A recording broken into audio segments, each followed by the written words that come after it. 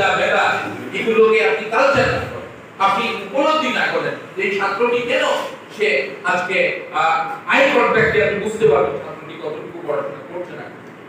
এটা খুব শিক্ষার্থী খুব প্রজার মনে হয় খুব বেশি দরকারটা হচ্ছে আপনি যে ছাত্ররা আপনার এখানে পড়বে আপনি তাদেরকে যথাযথভাবে পাঠদান করবেন, বিভিন্ন প্রতিযোগিতায় প্রস্তুত করবেন, তার মানবিক মূল্যবোধ সেগুলোর প্রতি আপনি দৃষ্টি রাখবেন, নিরাপত্তার প্রতি দৃষ্টি রাখবেন যাতে আঞ্জুমের মতো এইভাবে মর্মান্তিক ঘটনা আমাদের এলাকাকে কলঙ্কিত না করে।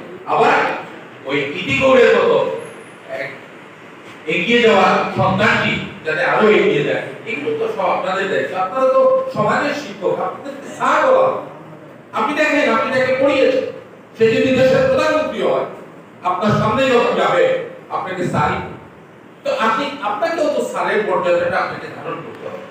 আমরাও তো পড়ে এসেছি, আমরাও দেখেছি আমাদের মধ্যে শিক্ষকের ভূমিকাটা আমরা দেখেছি। যাই হোক, আমি অনুরোধ করবো যে ঠিক আছে ছাত্র না হলে তো চলবে না প্রতিষ্ঠান, কিন্তু জোরটা দেয় শিক্ষার মান উন্নয়নের জন্য, এই জোরটা থাকুক, এটা আমার অনুরোধ। আর আমি কথা বাড়াচ্ছি না, এই প্রতিষ্ঠান ভিসি মহোদয় আমানুল্লাহ সাহেব তিনি বিএ বিএসসি বিকম দিয়েছেন, আলো দেবেন, আমার সাথে কথা হয়েছে, আমার ভাই আলো তিনি যোগাযোগ রাখেন, উনি যতদিন আছেন তার দায়িত্ব করবেন। আপনারা তার কাছ থেকে উজাড়ভাবে সবকিছু বৈধভাবে পদ্ধতির মধ্যে আপনারা নিয়ে নেন। একটি রাষ্ট্র যেভাবে তার নেতৃত্ব দ্বারা সুন্দরভাবে পরিচালিত হয়, রাষ্ট্র গত 15, 16, 17 বছরে কি পরিচালিত হয়েছে আমরা দেখেছি। গুণ কীর্তনে ভরপুর রেডিও, টেলিভিশন, ফেসবুক প্রশংসায় ভাসমান। আর আজকে কি যারা প্রশংসা করেছে আজকেই তারা আবার দুর্নাম। সেক্ষেত্রে আপনার সুদক্ষ নেতৃত্বের মধ্যে দিয়ে যেভাবে রাষ্ট্র এগিয়ে যায়, যে কোনো প্রতিষ্ঠান একটা পরিবারের কথা, আপনি পরিবারের সদস্য, আপনি নিজের পরিবারটা তাকান তো, পরিবারটা যদি দক্ষতার সাথে পরিচালিত হয়, সুন্দরভাবে পরিচালিত হয়, পরিবারের সব সদস্যরা এগিয়ে যায়। আর পরিবারের প্রধান যিনি নেতৃত্ব কর্তৃত্ব করছেন তিনি যদি সুন্দরভাবে পরিচালনা না করতে পারেন, পরিবার টাকা আপনার কলেজ আপনার এলাকা সব কিছু।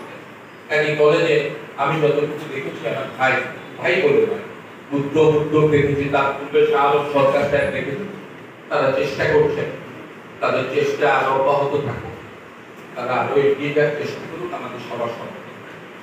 সম্মানিত উপস্থিতি, আমার বাবা খুব কষ্ট করে এই প্রতিষ্ঠান করেছে, শুধু এইটা গোলাপা কলেজ করেছে, লংলা আধুনিক ডিগ্রি কলেজ করেছে, ফুলতলা সাগরডাল শাহনিমাত্রা কলেজ করেছে, পার্শ্ববর্তী সিঙ্গুর কলেজ স্কুল করেছে, আমাদের পার্শ্ববর্তী শ্রীপুর স্কুলের অনেক অবদান এটা উনি করেছে। জগন্নাথ কলেজ আপনি দেখেন, জগন্নাথ বাবু গড়ে তুলেছিলেন আজকে জগন্নাথ বিশ্ববিদ্যালয়, ঢাকা ইউনিভার্সিটি। রবীন্দ্রনাথ যখন বললেন যে না এই পূর্ববঙ্গে তারা কি করবে, পড়ার দরকার কি, কলকাতা কেন্দ্রিক সব হবে, স্যার সলিমুল্লাহ সম্পত্তি দিয়ে ঢাকা ইউনিভার্সিটি প্রতিষ্ঠা করলেন। আজকে দেখেন দুঃখজনক হলেও সত্য, আমরা কত সীমাবদ্ধ জায়গায় বসবাস করি।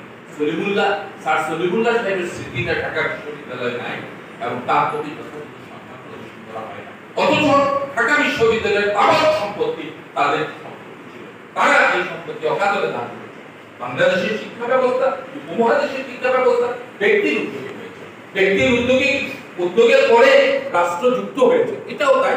গোলাপা কলেজে, লংলা আধুনিক ডিগ্রি কলেজে, এবং তাদের খুব কষ্ট হয়, আমরা উপলব্ধি করি যখন আমার পিতার মৃত্যুবার্ষিকী এগুলো আসে, যখন রাজনৈতিক কারণে এই কষ্টগুলো তাদের বেড়ে যায়, তারা এগুলো করতে চায়। কিন্তু দেখেন নিয়তির নিষ্ঠুর পরিবেশ এখন তো খুব প্রশংসায় ভাসমান।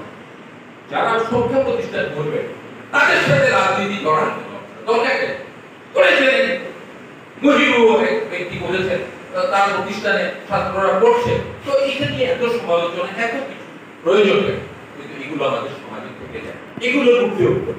শিক্ষকদের মধ্যে দলাদলি বন্ধ পরিপূর্ণভাবে বন্ধ করবে, একজন আরেকজনের পিছনে লেগে যায়, দরকার নেই, কেন লাগালে ঠিক মতো পাঠদান করবে। অনেক ছাত্ররা অনেক গুরুত্বপূর্ণ জায়গায় অবস্থান নিচ্ছে, বিভিন্ন প্রশাসনের বিভিন্ন জায়গায় ছড়িয়ে ছিটিয়ে যায়। আপনি যদি প্রতিষ্ঠানটাকে সগৌরবে দাঁড় করাতে চান, মাথা উঁচু করে দাঁড় করানো যায়, তাদের সাথে আপনাদের সম্পর্ক রক্ষা করতে হবে। এটা তো খুব কঠিন বিষয়, এটা তো রেজিস্টারের, আপনি খাতা দেখলেই তো বুঝতে পারবেন রেজিস্টার দেখলেই